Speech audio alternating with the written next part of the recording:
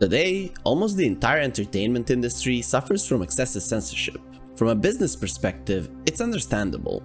The lower the threshold of entry for viewers or players, the more people will see the movie or buy the game. Which is why we see less and less naturalism.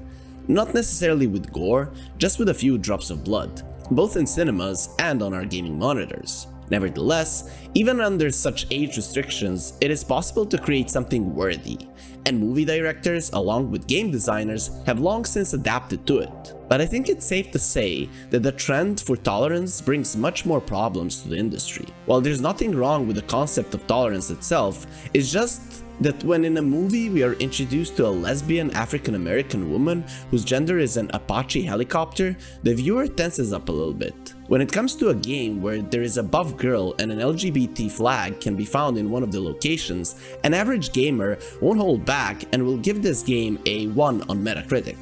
Now, is that fair? Of course not. But the global fever of tolerance, feminism, and inclusivity makes the industry not only force minorities where they won't fit at all, but also be extremely cautious in their creative outbursts, practice self-censorship, and try to smoothen the edges, so as not to offend anyone in any way and not to lose profit. However, in the old days, when African Americans were given mostly supporting roles, women were shamelessly sexualized, and minorities weren't given any screen time at all, everyone was satisfied. Which cannot be said about video games.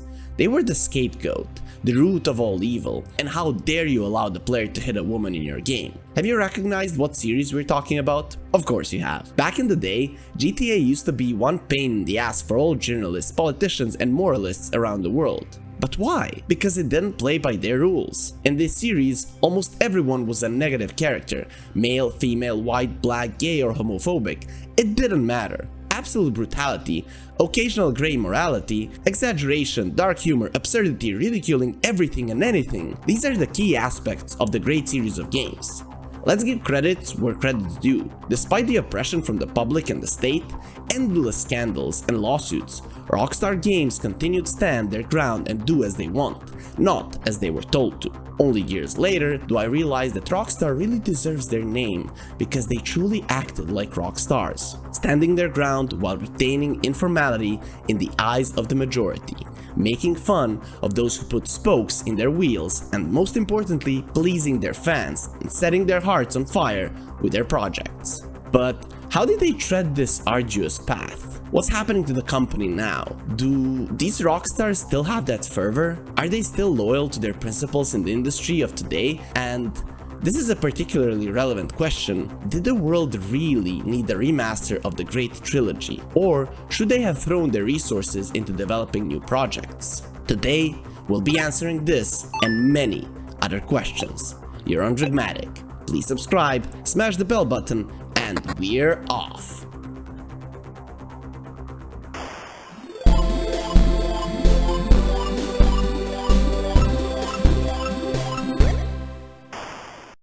The entire history of the evolution of Grand Theft Auto can be divided into 3 stages: the 2D era, the 3D era, and the Stagnation Era. Let's use them as our map.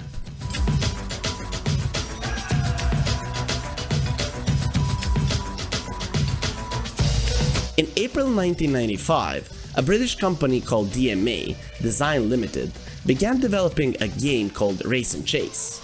The gameplay was centered around the police chase, and the player was offered to take on the role of a policeman. But in the process of finalization, it became clear that playing as a law enforcer is somewhat boring, so it was decided to change the concept. As a result, the roles were switched, and on the release version, gamers weren't playing as a cop, but as the criminal himself, who didn't care about pedestrians at all, hitting each and every one of them on the way. In a nutshell, the whole gameplay was based on various crimes, for which the game would reward and punish you at the same time. To begin with, the famous cities of San Andreas, Liberty City, and Vice City first appeared here. The game allowed you to choose one of 8 characters and give him any name you want. Then, at each game sectional, the goal was always the same: to gain a necessary amount of money. The means of achieving this goal were up to you. Turn the city streets into a bloodbath or steal cars for further sale. It doesn't really matter. The end justifies the means. But still, the canonical way to solve this problem is to work for various crime kingpins. The gameplay itself is presented from top to bottom, which offered the player almost complete freedom. Although, to complete the game you had to do missions, the game itself wasn't insisting on it, which allowed the player to do anything, and this very concept of a sandbox later became the foundation for the whole series. To start the mission, it's enough to approach a phone booth and activate it. For successfully passing a mission, the player is awarded with points and access to more difficult missions, for which he will be given not just valuable rewards, but also a bonus multiplier. Naturally, if you fail to complete an objective or fail the mission altogether, you won't get any points and multipliers, while the access to additional missions will be lost. There are several ways to fail a mission. You can either fail to complete an objective, get arrested, or even killed and get the legendary Wasted. In case of the last scenario, you lose one of your lives, all your stuff, and your bonus multiplier. And if you lose all the lives, you'll have to restart the whole level. The cops that could be encountered on each level reacted differently to the player's violations, depending on his fame in law enforcement agencies. The more frequent and violent were the protagonist's offenses, the higher was his wanted level, and the higher was the level, the tougher was the reaction of the police. The series has been successfully using the system for almost 3 decades now. The excessive violence caused a harsh reaction not only from the public, but also from the publisher. It came to the point where the project was almost banned from sales. But common sense prevailed, the game's title was changed to GTA, and it finally hit shelves in 1997. Critics gave the game mixed reviews, mostly criticizing the excessive violence, crooked controls, and questionable visuals. However, players were delighted with the complete freedom of action and interesting gameplay, which, coupled with excellent sound design, made GTA the most desirable product of its time. Hence, the great financial success, which prompted the sequel to come out just 2 years later.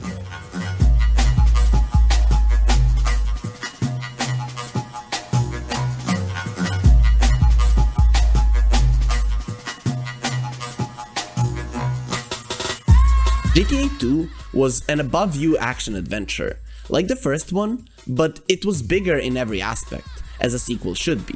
But we're interested in innovations, and there are plenty of them. To begin with, the scenery has changed slightly. Now we have a setting of the near future, namely year 2013. The actions of the game take place not in any of the previously mentioned cities, but in Anywhere City. On its streets, you can find both old classic cars and more complex cyberpunk-styled rides.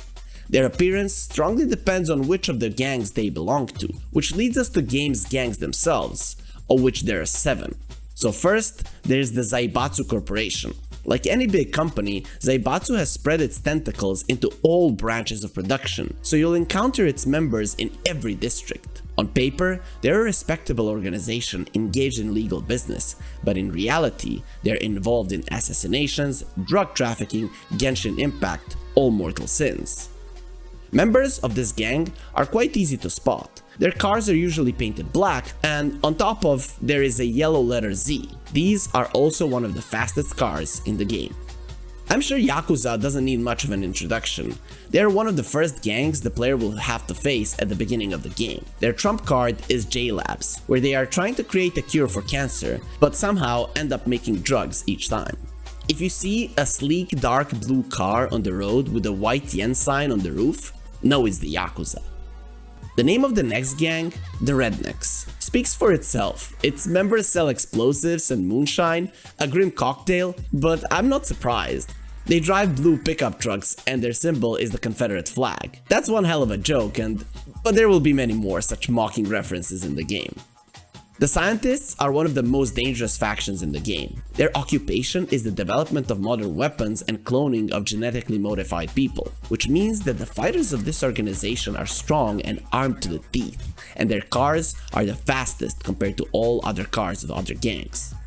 Of course, what is a gang squad without Russian mafia? They're engaged in weapon trafficking and assassinations. Surprise, surprise. Their cars are marked with a red star and are the most durable in the whole game, able to withstand a direct hit from a grenade or a rocket launcher, but are vulnerable to the Cuban crisis and the Chernobyl disaster. Be careful. Then, there are the less interesting gangs. Take the so-called loonies. A typical member of this gang is a simpleton who drives a green minivan with a smiley face on the roof. They have the smallest territory in the game, which is hardly surprising. After all they do is run around in green robes, tripping and laughing. The only gang to contest the title of the worst one in the game is Hare Krishna, who drive stolen school buses and do nothing but endure the constant humiliation from other gangs. The neat part is that all these gangs can interact with each other without the player's interference. Should he decide to cooperate with any of them, he will definitely ruin the relationship with another. The more the organization trusts you, the more serious tasks it will issue, which promises more valuable rewards. The in-game world as a whole has become much more lively and diverse. Even the bosses of the crime syndicates can change as you make progress, not to mention ordinary NPCs. Apart from the gang members, the streets of Anywhere City also harbor poor souls who made it into neither of the gangs. If you were driving your old bone shaker when you suddenly got stopped and pulled out by some dude in a green t-shirt who then steals the car, it's pretty obvious that you've just met a car thief. One of those who couldn't find a place in a gang, self-employed if you will. If on an evening walk, yes, now the game allowed you to choose the time of day, you're suddenly stopped by a stranger in a red t-shirt who insistently asks you to give him your wallet. Then you've stumbled upon a mugger and have just been jumped. The police have become more aggressive.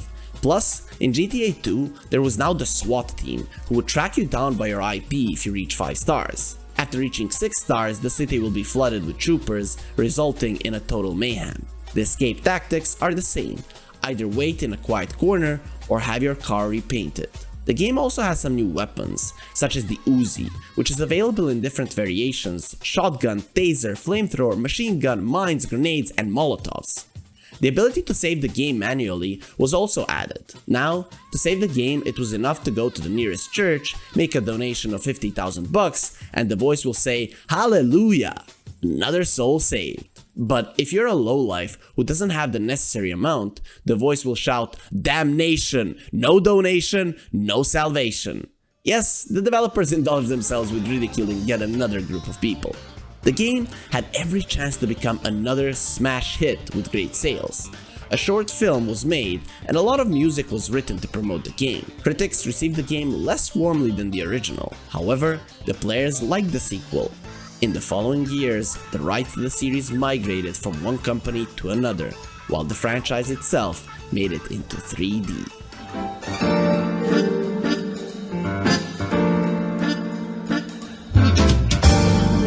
After a succession of sales and resales of the rights to the franchise, GTA found itself in the embrace of the titan called Take-Two Interactive, and after the threequel's release, the DMA studio officially transformed into Rockstar North.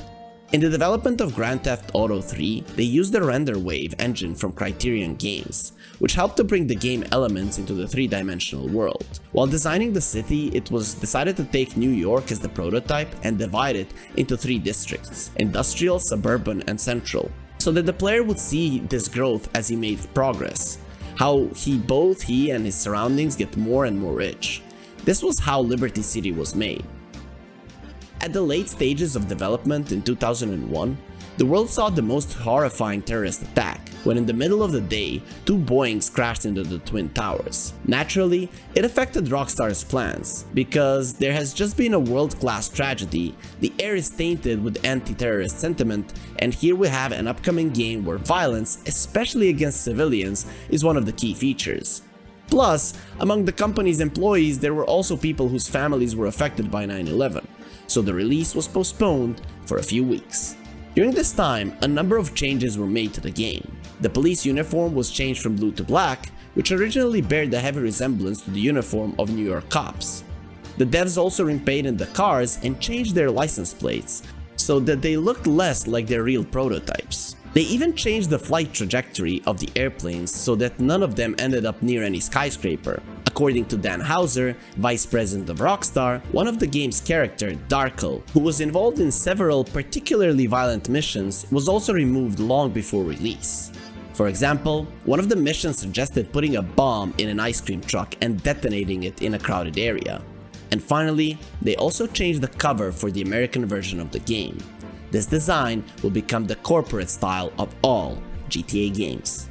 On release, the game presented the players everything they loved the franchise for: only doubled it and brought it into 3D. Complete freedom of action stupefied the players. Therefore, the presence of an actual story for many of them turned out to be more of a pleasant addition to the game rather than a primary objective. A most delightful compliment to a game that positioned itself as a sandbox even at the stage of development. However, the story and the game itself were more than capable of entertaining the player. More than 50 story missions, and that's without the side quests. And if the game allowed to beat the story only in a linear way, except for some of the missions which were optional and could be skipped, additional activities could be done at any time. Theft or destruction of particular cars, time races, rampage missions which can be activated by triggering the blue icon on certain locations. In rampage mode, the player will be given a weapon with unlimited ammo, and the only goal is to slay all the bandits within a certain time frame. As a tribute to the original, they also added missions that can be activated by stepping into a phone booth. These missions usually consist of assassinations, time races, and carjacking. But there was always an option to take a break from all the gore and take on the role of an honest worker. Jobs for all tastes. Ever dreamed of becoming a fireman? No problem, find the fire truck and activate the mission. If there are none nearby, then just blow up any car and wait for the firefighters to arrive. Then steal their vehicle, and voila! By doing roughly the same thing, you can also get the desired job in other areas: police, ambulance, or cab.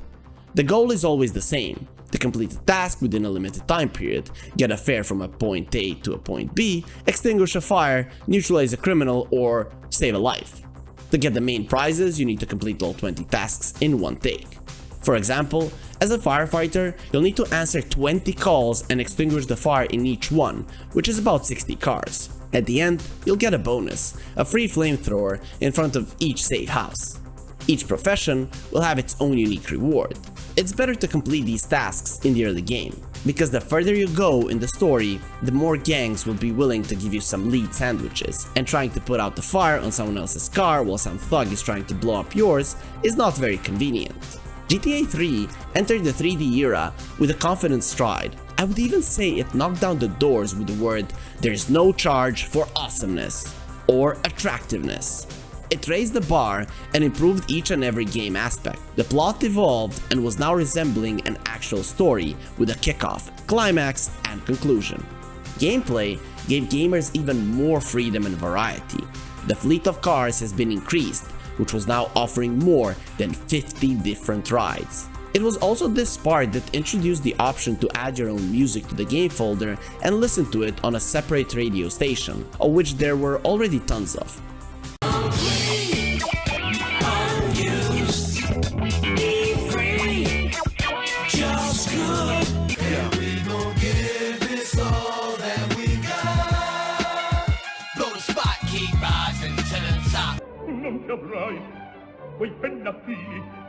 While listening to the radio, you could stumble upon advertisements or just chit-chat between the DJs, which only increased the immersion effect. The third part was also the one to have introduced the ability to change the camera view while in a vehicle. The threequel received universal acclaim from critics and the love of players, naturally not without some scandals sparked by moralists, but the highest sales only prompted Rockstar Games to soon release one of the most vibey parts of the series. GTA Vice City was released in 2002 and immediately conquered the hearts of millions of fans. Grayish Liberty City was replaced by neon Vice City.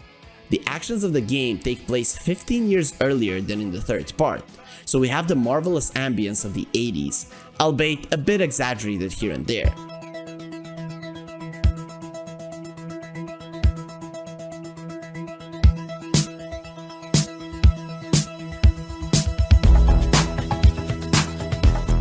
The developers did a great job with the visuals of the game. Vice City used a modified version of the engine from the third part, which increased the resolution of the main textures, improved reflections, introduced glares, while the signature detail of the game was the color scheme, lightworks, and the overall aesthetics of the city. You just want to drive around it with no hurry, to jump into a convertible and quietly drive around the city streets, admiring pedestrians, houses, and neon signs. And when the noise of the big city gets boring, the best option is to go to the beach and meet the beautiful sunset. Pondering after messy shootouts, tense races and tiring story missions is priceless, but once you get bored, the game will be there to keep you entertained. For starters, there are 60 story missions that tell the classic story of a gangster building his own empire. The script has evolved since the previous installment, memorable now their memorable character, and even the staging is a little better. As you make progress in the story, you'll unlock more and more guns, weapons, which can be purchased in the ammunition stores, and vehicles. This game has 2 times more vehicles than the previous one, which is not surprising. In a stylish city, you need stylish wheels. The only thing missing is a stylish outfit, and to this end, the game has introduced clothes stores. Also, for the first time in the series, the protagonist can actually drive a motorcycle, of which there are 6. There are also several types of yachts, airplanes, and helicopters. The car physics were slightly tweaked and the damage is now not purely cosmetic, but also affects the car's performance. For example, if a tire was flat, the car was no longer possible to control. The player can also drive and shoot if he has an SMG. But the real deal is the Hunter Combat Helicopter equipped with rocket launchers, which allows you to cause quite a fuss and draw both attention and cops from all the city. For the first time in the series, there were strip clubs, so if you had an insatiable desire to admire low polygonal women of pleasure, you knew where to go. What's more, you could actually own one and increase its profits. But perhaps, more than the strip club, players remembered the notorious helicopter mission, which wrecked far more than a couple of nervous systems. The rest of the gameplay was copying the third part. There were side quests with phone booths, missions in which we take on the role of a policeman, and so on. Races, stunts, jumps, and pizza delivery, which was new. The ambience of the game was particularly standing out, for which most gamers still considered Vice City to be the best installment of GTA. In most part, it was the sheer number of references and the overall tone that resembled such iconic works as Scarface and Miami Vice that played into hands. The opulent mansion and the ensuing shootout is strongly reminiscent of a similar scene from the Brian De Palma movie. You can find an apartment where the bathroom is splattered with blood, while inside there is a chainsaw. This is a huge Scarface reference. Beautiful soundtrack, bright visual style, and as strange as it may sound, cozy atmosphere of the city did their job, and Vice City received rave reviews from players and critics all around the world, which meant only one thing. The sequel was just around the corner, so Rockstar released the next installment of Grand Theft Auto after 2 years.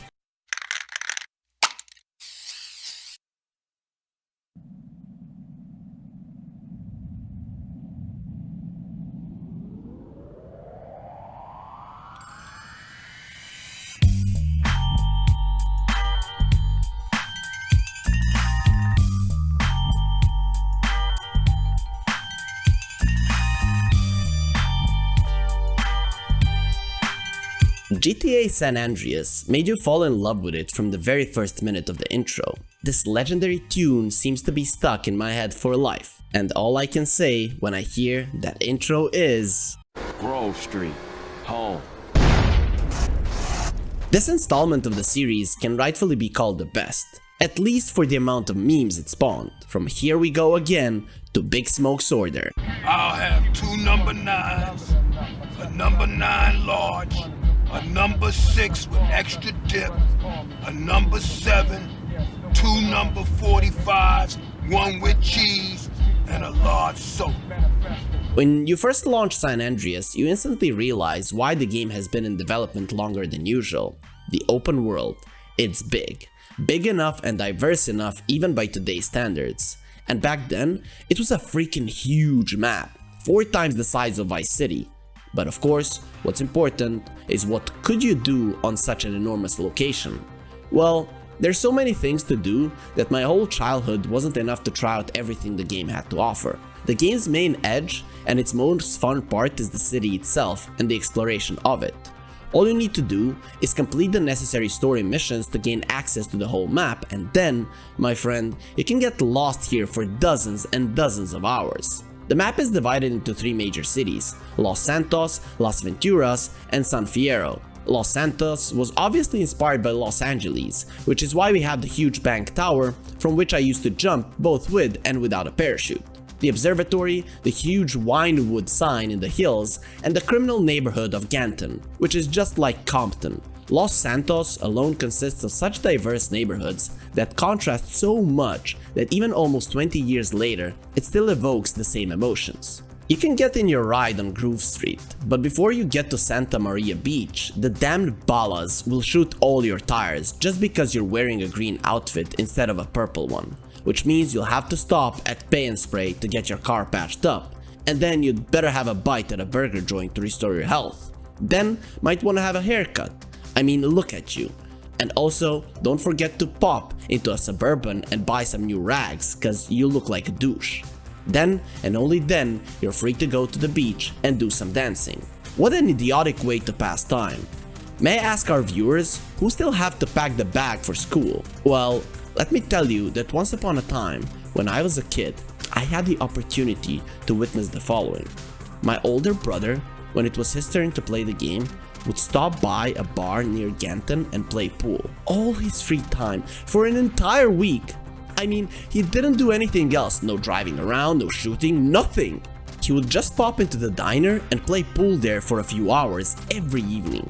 To say that my brain was refusing to comprehend such behavior is to say nothing. I didn't think this was fun way to pass time. Running whores over with your car, blowing the pedestrians' heads off, taunting the state police and tuning cars, now that was fun. Boy, did I love doing that. And no wonder, because such features in such abundance have never been seen in the series before.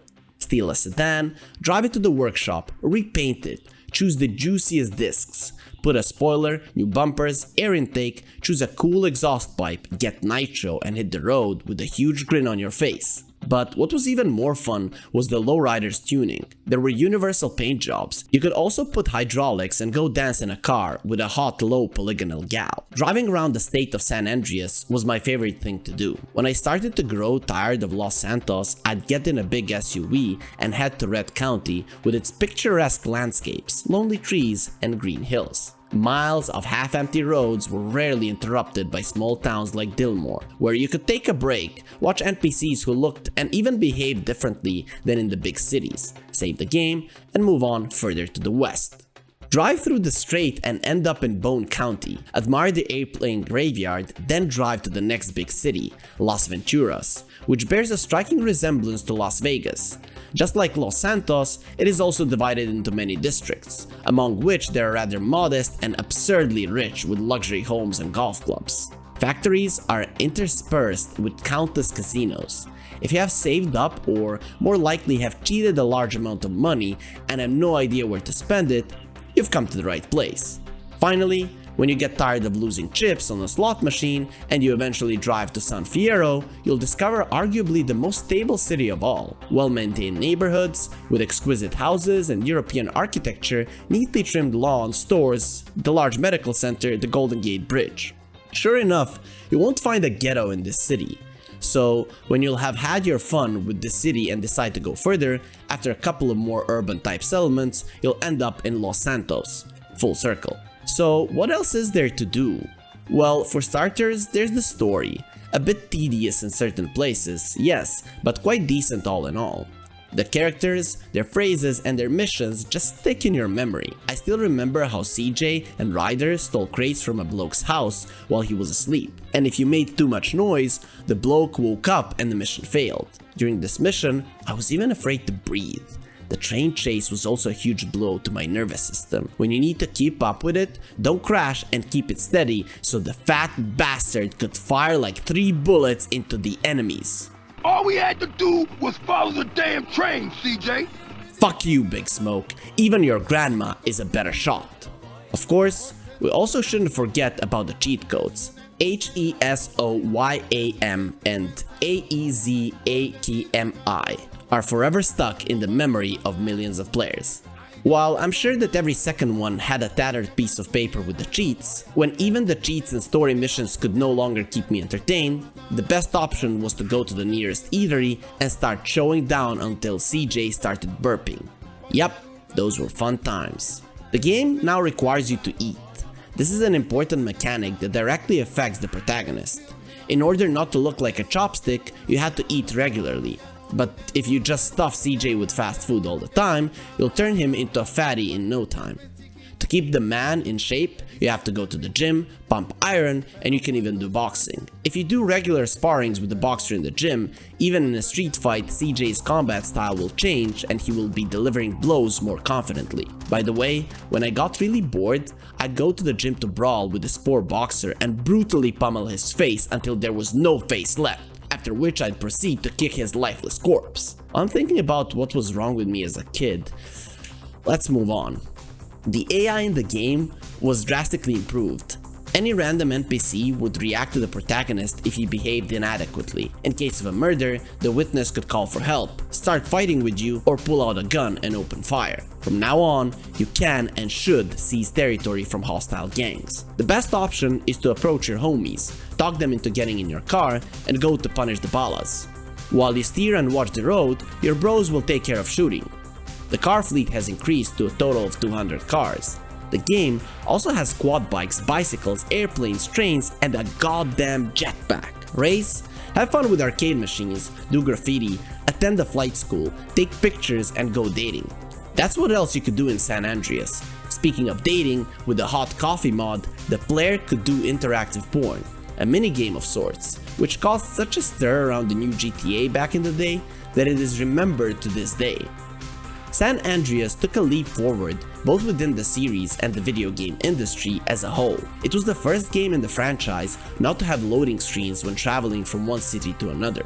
It was also the first game to introduce the ability to stealthily kill an enemy with a knife. Despite the fact that the project never received an official multiplayer, the unofficial one still functions almost 2 decades later. Thanks to handy enthusiasts, hundreds of thousands of players literally lived in the online mode called SAMP. Satirical references are also there. In the game, there is Area 69, the reference to the real Area 51. The story also features Catalina, who takes CJ into sexual slavery, and Claude, with whom she later leaves for Liberty City. We first met these two in GTA 3, which hints the player that San Andreas takes place before the events of the third part.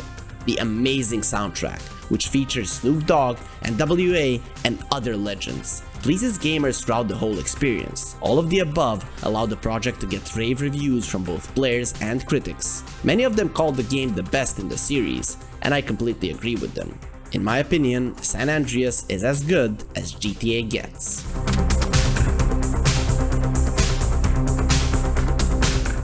Despite the fact that the development of the next part began almost immediately after the release of San Andreas, it didn't come out until 4 years later.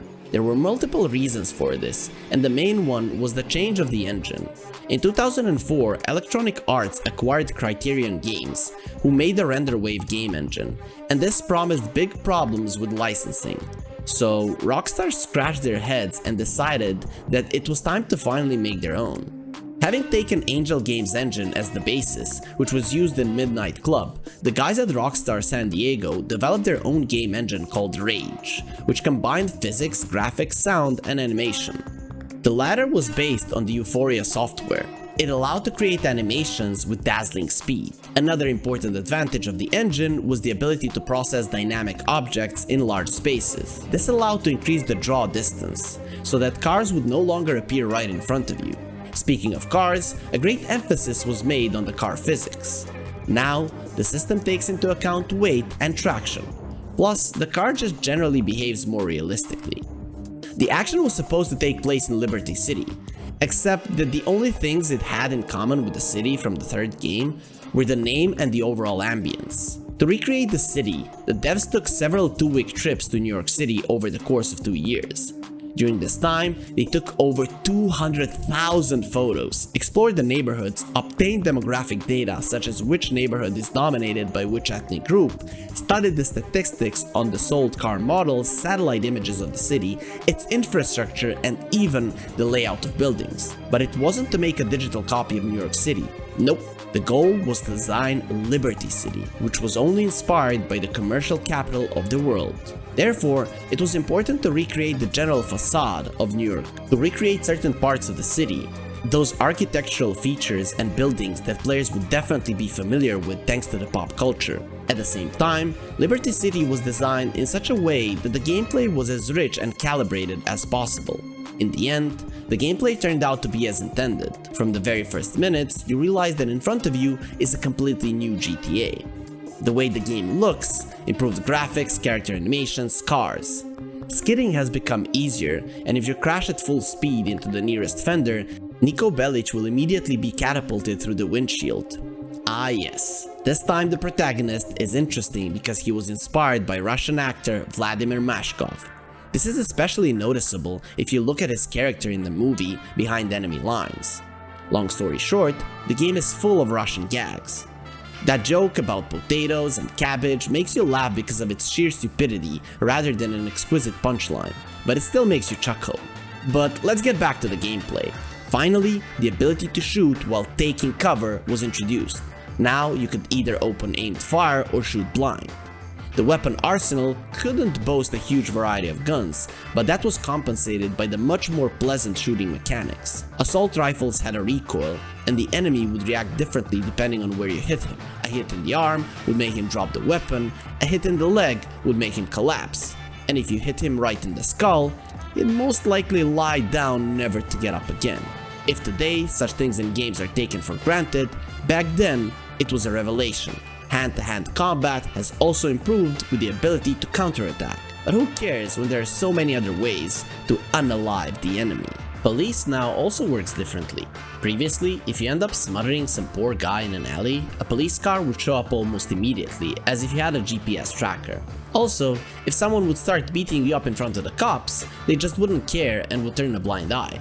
But if you hit the offender in response, Mr. Policeman would react right away and give you a good spanking. Now, it seems even funnier, considering that we played as a black guy.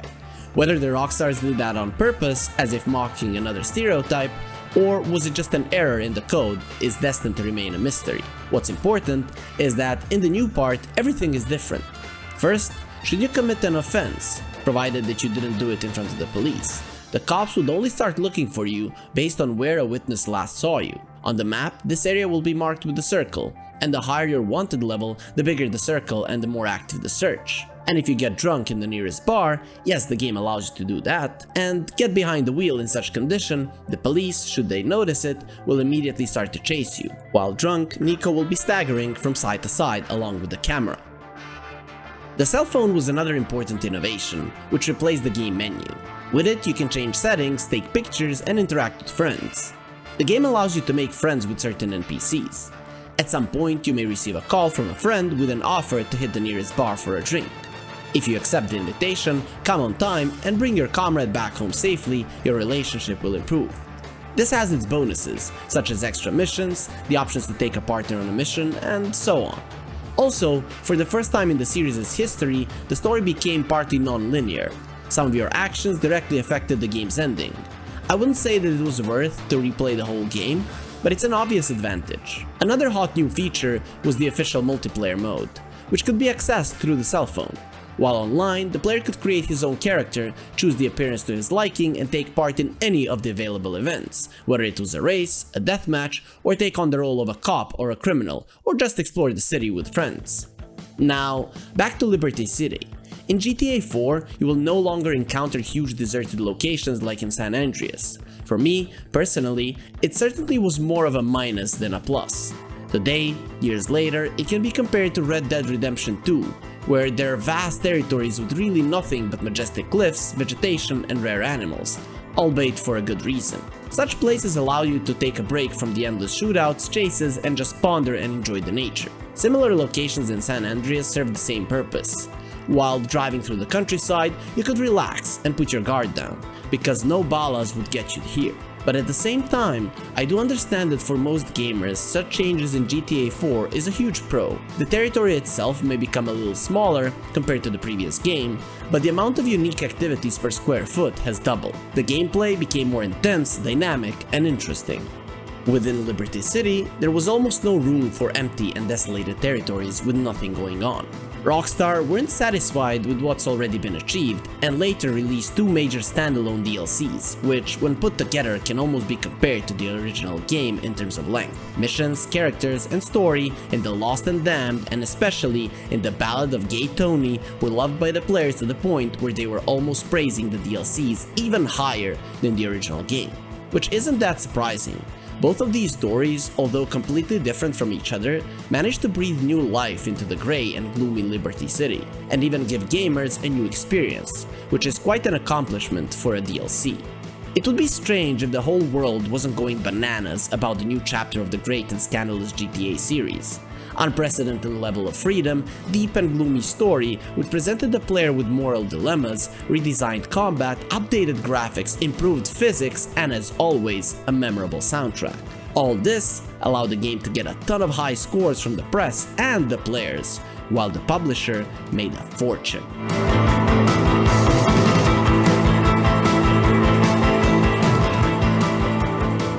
From 2009 until 2012, Rockstar remained silent about the new installment of Grand Theft Auto. But when a big trailer came out in the summer of 2013, which showed various gameplay elements, everyone's jaws dropped. I still remember my own reaction, looking at the laptop screen, greedily devouring the new footage with only one thought in mind. I need the PlayStation 3 ASAP, because every GTA was originally released on consoles. Before finally being released, the fifth installment of the franchise had been in development for about 4 years. It involved over 1,000 people, including outsourcers from all around the world. The main team in the UK cooperated the actions of other smaller studios, juggling their subsidiary studios and delegating tasks to the outsourcers. The Rage engine was improved, as well as the ability to render the NPCs and their animations. Mind you, that the architecture of the PlayStation 3 was extremely developer unfriendly, which was the cause of numerous complaints. But the Rockstars have already got the hang of it while developing GTA 4, so this time the process was going much more smooth and fast. This was also reflected in the design of the city. The developers decided to adhere to the same method they used in the previous part. The actions of the game were once again supposed to take place in the sunny state of San Andreas. However, instead of taking the ready-made developments of 10 years ago as a foundation, it was decided to build everything from scratch. Moreover, the idea of merging 3 cities, as it was realized in 2004, was also abandoned, and instead the devs decided to put all their efforts into just one city, Los Santos. So here we go again. Trips to Los Angeles, examining every nook and cranny, studying satellite images, virtual models of buildings, and road networks. But if the concept of 3 cities was disposed of, the success of the Part 4 DLCs, which included the stories of several protagonists, made the development team realize that it was time to implement the idea of 3 playable characters, which they have been nurturing since the times of San Andreas. After all, it was actually possible thanks to the power of the console from which the devs had to squeeze all the juices and the scale of the map. Even though there was only one city, it was huge. Plus, keep in mind the vast nearby countryside. The in-game world turned out to be so vast that I had a friend who couldn't drive around it for several months simply because it required so much time, and he didn't have much. And probably, specifically for such poor souls, the devs brought back various aircrafts so that you could get from point A to point B a bit faster. In the previous game, there were none at all, due to the fact that the territory of Liberty City wasn't large enough to allow you to fly around. Anyway, the idea of 3 playable characters played to developers' advantage, not only in terms of gameplay, but also in terms of the story. Gameplay-wise, the bottom line is that it affected its diversity. Here, we have a once prominent criminal, now a chubby softie named Michael, who, however, is able to slow down time while shooting, which allows the player to win a couple of seconds and aim even more accurately. Next to him is Trevor, an unstable psychopath who likes to rummage through the trash and try on women's dresses. But when he falls into rage, he deals increased damage, while the damage he receives gets cut in half.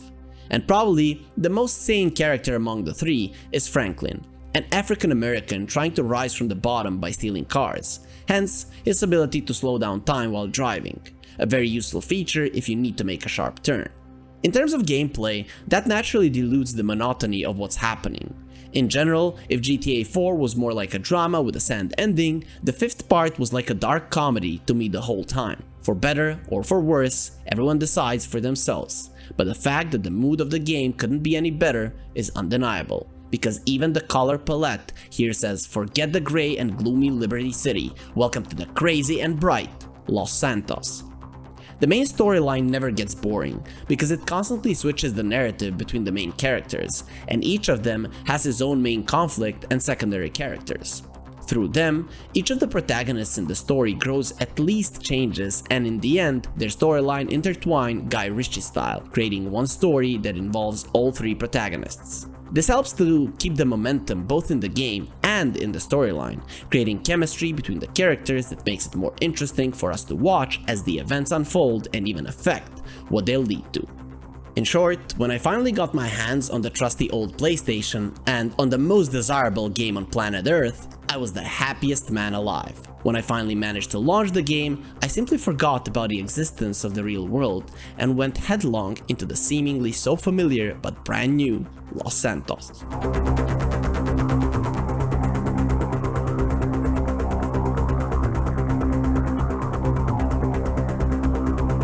This vast, picturesque, rich and colorful city drove me crazy. Such a level of detail, such a juicy picture, the reflections, the particles, and how pleasantly the DualShock vibrates in your hands when you drive on the sand.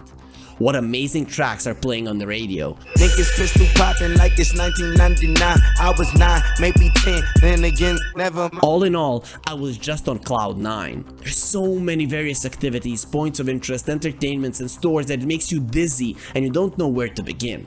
But unlike in San Andreas, here I decided to start with the story, and I didn't regret it, because the quality of the scenes, unique missions, and action in general was just off the charts and allowed to enjoy the game to the fullest. Here, we're in the air, playing as Michael. From a helicopter, we release the submarine with Trevor inside. Now, we're playing as him and go scouring the ocean floor. After a short search, we switch back to Michael and take the submarine back. However, now we're attacked by enemy choppers, so while Michael controls the helicopter, we take control of Franklin and shoot off the enemies, while Trevor is chilling peacefully in the submarine. This is just one of the many examples of the gameplay interaction between all three main characters. Almost every story mission rewarded you with great emotions, fun, and adrenaline. The train heist, where you had to push two locomotives against each other, minor turbulence, where we were allowed to bump into the back of a flying airplane while in a corn cob and use an off-roader to get out of it. All these missions are different from one another, which only raises their value. But there are also special missions, which the game particularly emphasizes. Yes, we're talking about heists. Each of them is a whole cycle of preparatory tasks, careful planning, reconnaissance, and only then, realization. And the raid itself doesn't have to be noisy, you can do everything quietly. That's the neatest part. Apart from story missions, the game offers you entertainment for any taste. If you're a big fan of sports, then here are golf, yoga, triathlon, and tennis. An adrenaline junkie? Then there is always driving. The underwater world of San Andreas holds many interesting secrets. Just want to have a good time? Then welcome to the Script Club. Or just pick up a night girl. Don't want to get up from the couch? Then screw it all. Turn on the telly and watch shows, cartoons, and movies created specifically for the game. The level of attention to detail is out of this world. The interaction menu is still in your cell phone, and the internet now plays a much bigger role. With its help, you purchase just about anything. The stores are divided into categories, and this one you can buy yourself a luxury car, in that one a used one, here you can purchase a goddamn tank. The next site allows you to get yourself a private jet, and right here you can buy a yacht. There's even a bank, so you don't have to keep extra cash. But live shopping is much more enjoyable. There are several kinds of clothing stores. Here you can buy an elegant tuxedo, and there you can find yourself a designer bomber. Changing your style, visiting a hairdresser, getting a new tattoo at the nearest master is good and all, but if you haven't forgotten, my personal favorite thing in GTA is car tuning. And what a bomb it is when you realize that car customization in Grand Theft Auto 5 is almost better than in the once great Need for Speed. The car fleet has been updated with fast supercars, powerful off-roaders, and other stuff, but seeing cars from the old parts with new textures was pretty damn nice. Rockstar Games saw how much the modern player craved for a multiplayer mode, so they essentially released another game, GTA Online, which came as a gift to anyone who purchased the main game. The multiplayer mode included the same map, allowed the player to create their own character and start moving up the criminal career ladder. In the course of the story, which the online mode also has, gamers will encounter various characters who are familiar to them not only from GTA 5, such as Lester and Lamar. but also the heroes from previous parts, such as Tony Prince, familiar to everyone from the Ballad of Gay Tony. In the online mode, you could complete story missions either alone or with friends, take part in various events, or just drive around the state, wreaking havoc. Countless sales records, over 11 million sold copies in the first 24 hours. This game is in the top sales to this very day. The budget of GTA 5 is an estimated $270 million, which exceeds the budget of most modern blockbusters, thus making it the fastest selling game in the first 24 hours in the history of game dev. World recognition, Game of the Year, and a whole bunch of other titles. In 2013, many thought, well, now we'll have to wait for the next part for quite a bit. But that's alright, in 5 years or so, we'll be able to play GTA 6. Oh boy, if only they knew how wrong they were.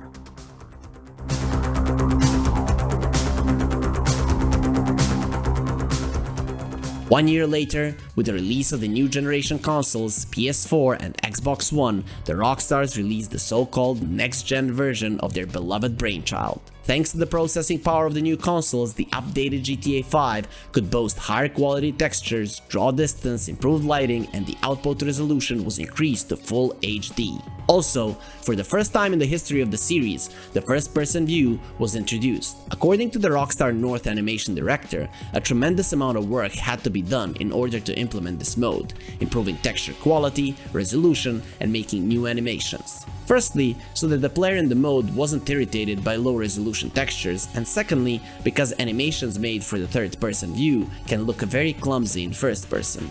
Therefore, more than 3,000 animations have been generated for weapons alone. The PC version, released a year later, had all these improvements, plus the director mode. It allowed you to make videos with in-game characters that performed any actions at the request of the director. Thanks to this feature, YouTube is now full of remakes of various iconic movies shot in this mode. Here, you can forget about major updates for the single-player version of the game, because for the next decade, the Rockstars will be busy making Red Dead Redemption 2 and releasing updates for their cash cow called GTA Online. Only when the 9th generation of consoles was announced, the whole gaming community was expecting some teaser, some kind of news or a hint about GTA 6. But instead, we got another next-gen version for PlayStation 5 and Xbox Series. Really? This whole situation is really starting to remind me of the endless re-releases of Skyrim. Can't wait to walk around Los Santos on my smart fridge. Just kidding, I don't have one, I'm broke. Of course, games are getting better and more expensive, so it takes more time and money to make the next big project. But is it that hard to release one single game in a fucking decade? Don't forget that as games evolve, so do the new technologies that make production of AAA projects not just cheaper, but also faster. Take ray tracing for example. Why do you think the whole game industry is fapping so ferociously to it? Because developers are tired of manually placing lighting on every level for every model. It is dumb, expensive, and time-consuming. First came Nvidia with their RTX rays, then with the delay as always came AMD. And there you have it. Happy developers are now gladly implementing this technology in their games, making their lives easier, while Nvidia, being a bunch of morons they are making huge money off of it, while selling tons of their cards to miners. The way it's meant to be played. What was my point again? Ah yes, one game in a decade? Oh, give me a break, but hey, maybe they've been busy. I don't know, remastering some classics? Yes, they have, but even here's a catch. There are news on the internet that say that Take-Two sued the fans, who restored the source code to GTA 3 and Vice City by reverse engineering. They distributed it actually free of charge, and thanks to that, lots of enthusiasts started making mods. The Rockstar weren't pleased with such state of affairs, so they give the Robin Hoods a perma-ban. Okay, they have the right to, but would you care to release a decent remaster yourselves since you're smothering others?